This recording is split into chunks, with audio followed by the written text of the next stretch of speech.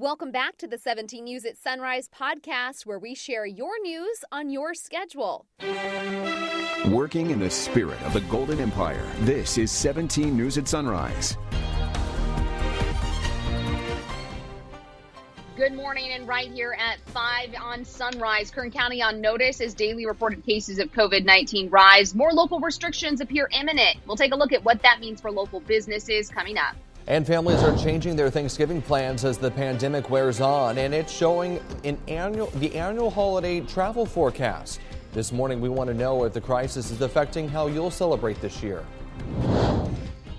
President-elect Joe Biden moves ahead with his transition plans, naming his first appointment as the president's team moves ahead with their challenges to election results in multiple states. We'll show you how the recount in Georgia is going on this Thursday, November 12th, 2020.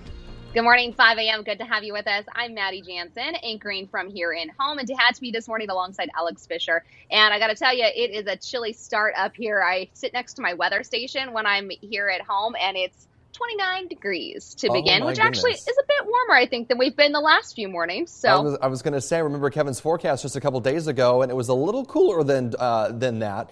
Let's turn things over to him this morning and take a look at our forecast because, Kev, even though it's still chilly in the morning, we're starting to creep up just a little bit for our afternoon highs, right? Yeah, Maddie will like the afternoon high. It'll be out of the 40s, so a little bit warmer there today. And the good news is we have no watches and warnings around the area right now. You know, we've been looking at the freeze warning, and you can see Kern County is in the clear for any watches and warnings for us this morning. And Bakersfield sitting at 47 degrees right now, no winds to talk about. And as we take a look at the numbers for today, we are expecting to see some lower 60s, so a little bit warmer than where we have been. Tehachapi, you've got a temperature of 28 degrees, so pretty close to where Maddie was talking about. A southeast wind at 6 miles per hour right now. And as we take a look at the numbers, not a bad day with mid-50s as we progress into the afternoon. I've got more in your forecast that's coming up in just a little bit. For now, back over to you.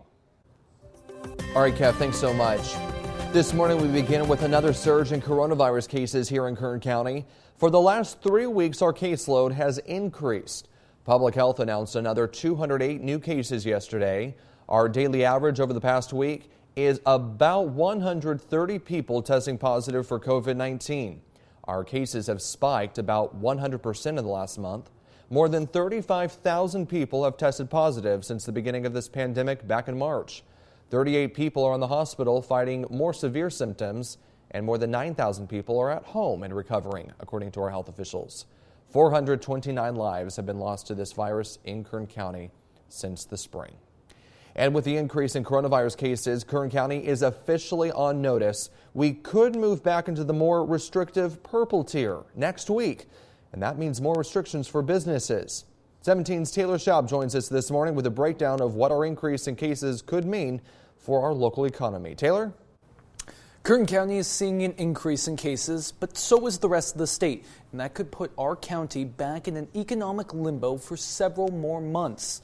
As outlined by Public Health, we could easily slip back into the more restrictive purple tier of the state's economic guidelines as soon as next week. If we go back to purple, most indoor activities will shut down. The biggest changes would be for restaurants, gyms, churches, and movie theaters. Even with most businesses still open, they'll be expected to move back to outdoor operations only. Schools that have already opened, even partially, can stay open no matter what tier we're in. So how will this decision be determined? Well, our tier is based on three things: adjusted case rate, the percentage of tests that come back positive, and the testing positivity for Kern's most disadvantaged communities, measured by the Health Equality Quartile. Kern Public Health says even with recent increases, we still meet the red tier metrics, except for the adjusted case rate. That rate is driven up if testing falls below the state's average. Now, this morning's public health briefing was canceled, but we're sure to hear more from our local officials about the county's status next week. In studio, Taylor Schaub, 17 News. All right, Taylor, thanks so much. Free COVID-19 testing is happening today at the Aquatic Center on Poso Avenue in Shafter. Dignity Health is also having a free flu shot clinic for adults at the same spot. It's happening from 1 to 4 p.m., and you do not need an appointment. For more places to get a free COVID test, just head to our website, kget.com, and click on the coronavirus button on our homepage.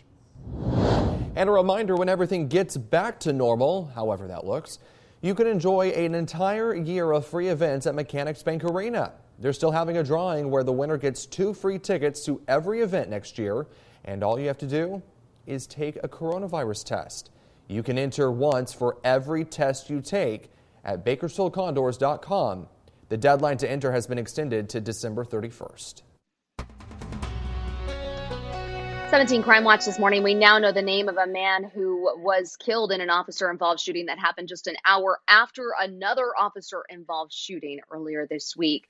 The shooting happened Tuesday near the intersection of Lincoln Avenue and Sequoia Drive in Oildale. A single deputy was called to the area for a report of a suspicious person at around 8:40. When he arrived, he made contact with a male subject in the area who was armed. A foot pursuit ensued, and then an officer-involved shooting occurred. Authorities say 27-year-old Daniel Reyes died at the scene just before 9 o'clock. The sheriff's office has not revealed what kind of weapon Reyes was carrying or how many shots the deputy fired. Just an hour before, Bakersfield police were called for reports of a home invasion near White Lane and South Real Road. Police say when officers arrived, they heard fighting inside a residence. Someone came out of the home and told them the intruder ran away through a back door. When they caught up to them, police say they noticed he had a gun and they opened fire. He was hit with at least one bullet and taken to the hospital. His identity has not been released. And officials from both agencies say that officers were wearing body cameras, but no video has been released. No law enforcement officers were hurt in either of these shootings. In your 17 Crime Watch this morning, a man from Bakersfield was arrested in Northern California after allegedly assaulting a woman and leading police on a chase. It happened just before 9:30 yesterday morning in Eureka. Police say when they arrived, they found 35-year-old Michael Caleb Reed in a vehicle. Police say he refused to get out and drove off. He led police on a pursuit with one of the patrol cars getting into a crash, but was eventually tracked down in Fortuna by the Humboldt County Sheriff's Office. He then led those deputies on another pursuit. He was eventually stopped with a spike strip. Reed was on an active parole out of Bakersfield. He was booked on charges of domestic violence, evading arrest, and other charges. The officer involved in the crash was flown to a hospital with moderate to major injuries, but was said to be in stable condition awaiting surgery. The woman in the other car was also taken to a nearby hospital. Veterans can now visit national parks and forest areas across the U.S. for free. The National Park Services says it's their way of thanking America's veterans and Gold Star families for their support of our country and encourage them to explore the parks. And Golden Empire Transit says veterans will have free service for all of November. And that's not just for bus rides. That also includes the Get a Lift service. All you have to do is show your military ID. And a local veteran reached quite the milestone on the same day the nation honors him and countless others. My name is Victor Killingsworth. I'm a veteran. It's my 100th anniversary birthday. I want to wish everybody, all the veterans in the United States, a very happy anniversary.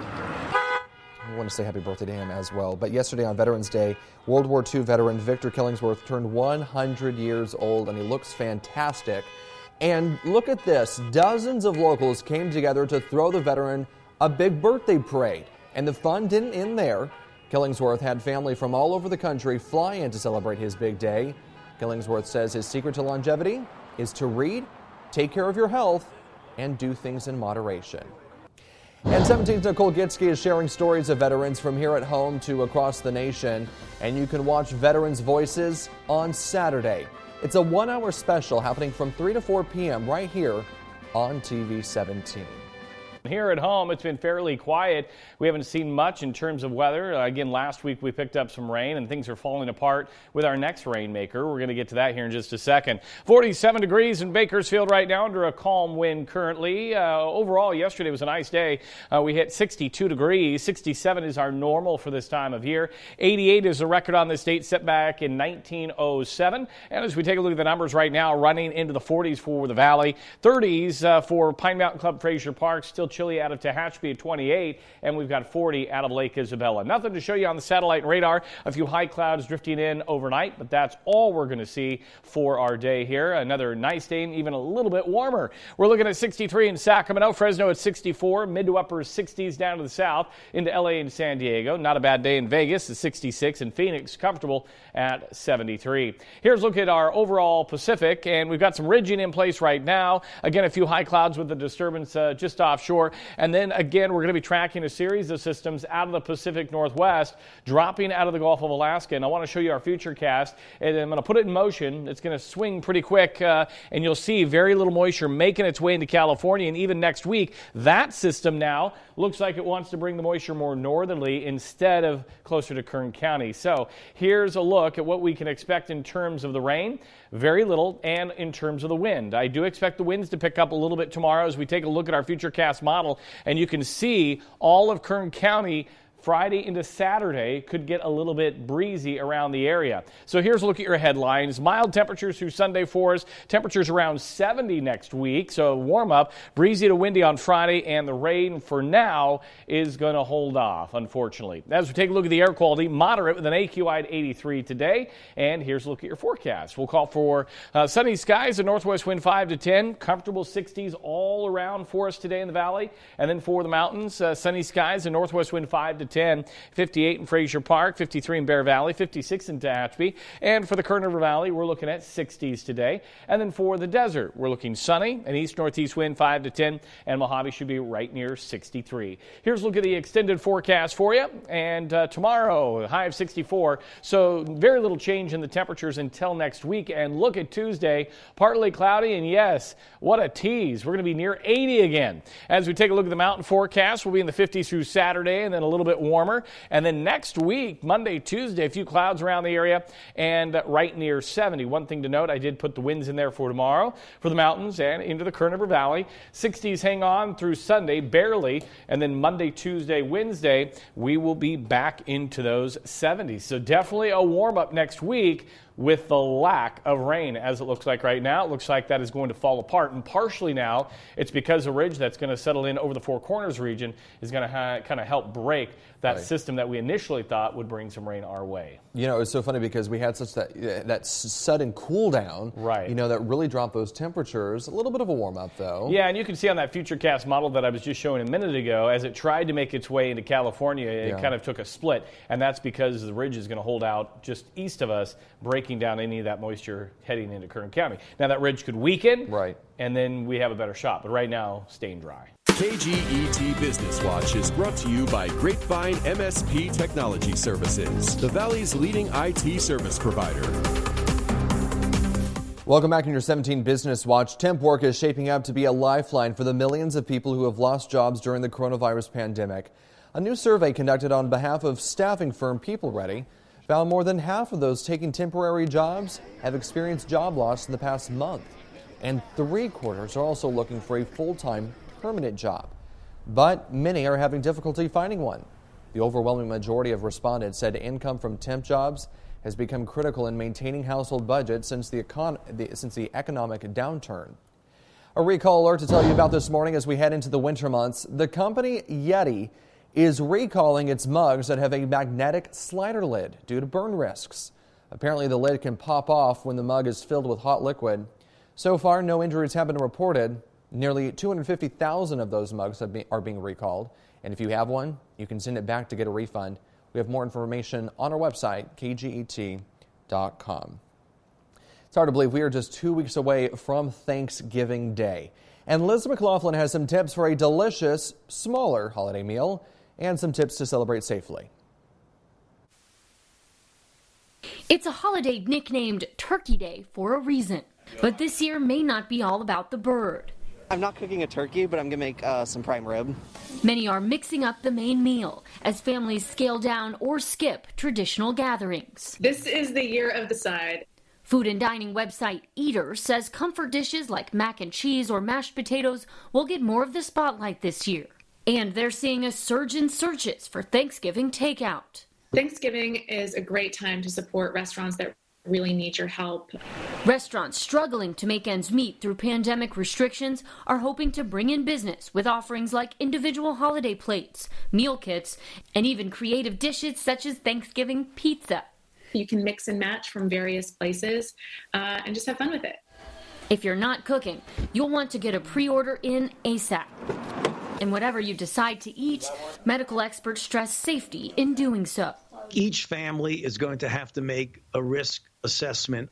If you're seeing family in person, now is the time to start quarantining.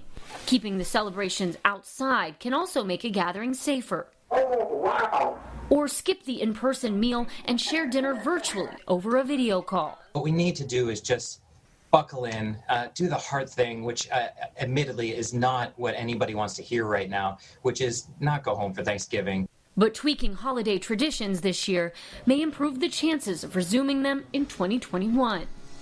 Liz McLaughlin, NBC News.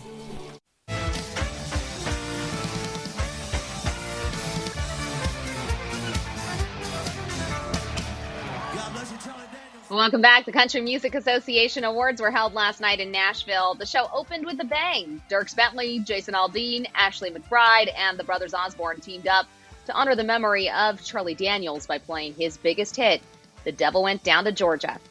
Later, hosts Reba McEntire and Darius Rucker teamed up for a cover of singer-songwriter Mac Davis's hit, In the Ghetto.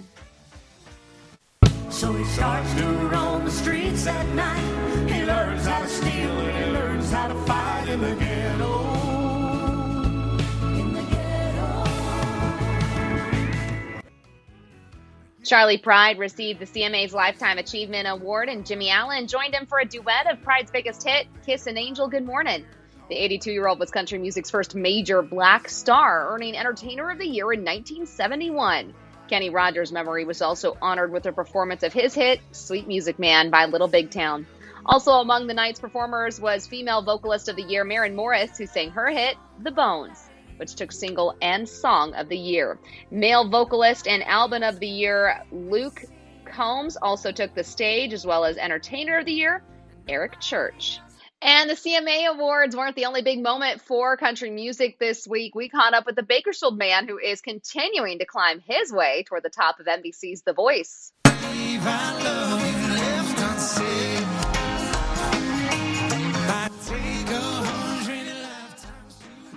38-year-old Jim Ranger is a pastor at New Life Church in Bakersfield and a contestant on season 19 of the show. Tuesday, Ranger performed Kane Brown's song, Good As You, in the battle rounds of The Voice, with help from Coach Blake Shelton and Kane Brown himself. Talk about intimidating, right? We come in for that first practice, and Kane Brown comes walking out, and you can see me in the video. I just crack up and throw my head back, because it was just like, are you kidding me? We're about to sing one of your biggest hits to you. Yeah, you don't. Only in a world like The Voice do you get to do stuff like that, you know. Ranger was chosen by Coach Blake and now moves on to the knockout round of The Voice, airing next Tuesday here on TV 17. Your time now is 5:32, and 17 News is your local election headquarters. Intelligence and military experts are sounding the alarm. Concerned President Trump is cleaning house at the Pentagon, and his administration's refusal to cooperate with the Biden transition threaten national security. Tracy Potts has more. Alex, good morning. Let's talk about what these Pentagon changes could mean for our troops in Syria and Afghanistan. The president wants to pull them all out. The Secretary of Defense has said no, but now he's been replaced. Mark me down as alarmed. Military and intelligence experts say they're concerned about President Trump replacing Defense Secretary Mark Esper and other Pentagon officials with loyalists. This is just a tantrum of a president trying to accommodate himself to the outcome of the elections.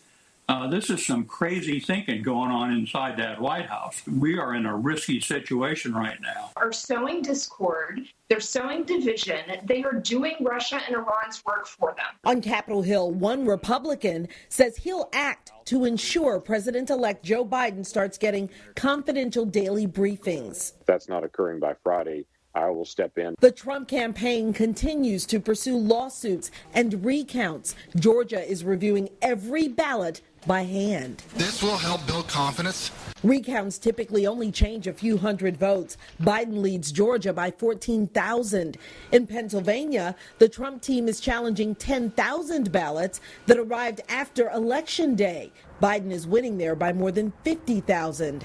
Meantime, the president-elect is filling his administration, naming longtime aide Ron Klain as White House chief of staff and reportedly considering former rival Senator Bernie Sanders as labor secretary. One official tells NBC that Biden has not ruled out appointing a Republican who supported President Trump to his cabinet. I'm Tracy Potts for 17 News. We understand that some won't like the results and others will like it. But at the end of the day, we want them to have the confidence. These are the results. As mentioned, Georgia is performing a by-hand full recount of presidential ballots.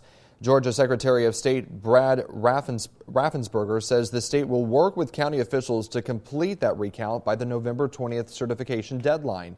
It is important to note, however, that depending on the results of the audit, the loser could call for another recount. And that one, though, would be performed electronically and not by hand.